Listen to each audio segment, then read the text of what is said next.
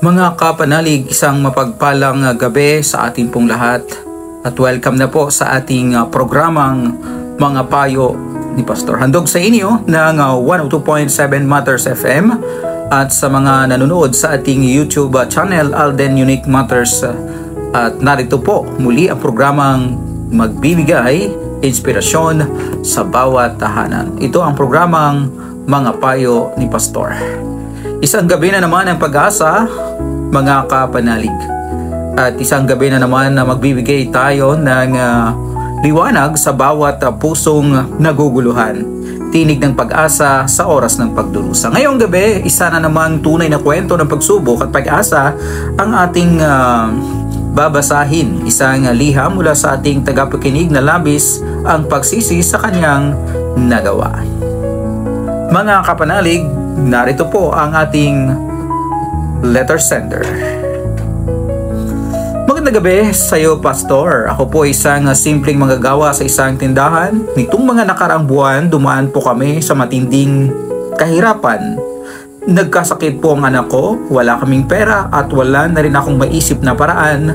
Dahil sa sobrang kagipitan, nagawa ko pong kumuha ng konting pera mula sa kaha ng tindahan.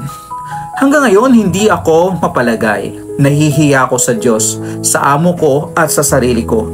Gusto kong magbago. Gusto kong humingi ng tawad, Pastor. Mapapatawad po kaya ako ng Diyos? Mari ba akong magsimula muli? Nagpapakumbabang anak mula sa Brooks Point, Palawan. Ayan, mga kapanalig. Yan po ang ating letter sender mula po sa Brooks Point, mga kapanalig.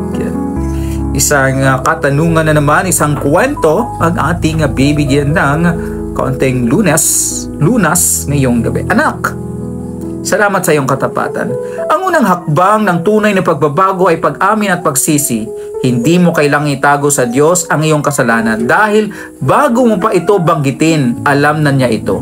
Ngunit, nais niyang isang pusong marunong magsisi at handang magbago. Sabi ng Panginoon sa unang Juan chapter 1 verse 9, kung ipinapahayag natin ang ating mga kasalanan, siya ay tapat at makatarungan upang tayo patawarin at linisin sa lahat ng kasamaan. Oo, anak, mali ang magnakaw kahit sa oras ng pangangailangan, pero tandaan mo, ang awa ng Diyos ay higit pa sa bigat ng ating kasalanan. Kung totoo ang iyong pagsisisi at handa kang itama ang iyong nagawa, tiyak na patatawarin ka ng Diyos. Ayon sa Efeso chapter 4 verse 28, ang dating magnanakaw ay huwag nang magnakaw, kung magpagal sa paggawa ng mabuti upang siya ay may ibahagi sa nangangailangan. Anak, ang kasalanan ay hindi katapusan. Ito ay paanyaya ng Diyos na bumalik ka sa Kanya. At kapag bumalik ka na may tunay na puso, makikita mo ang dating sugatang buhay ay maging patotoo ng Kanyang biyaya. Mga kapatid, kung kayo man po ay merong sitwasyon na parang walang pag-asa, tandaan ninyo, hindi kailanman huli para sa taong marunong kumapit sa Diyos at lumapit sa Kanya.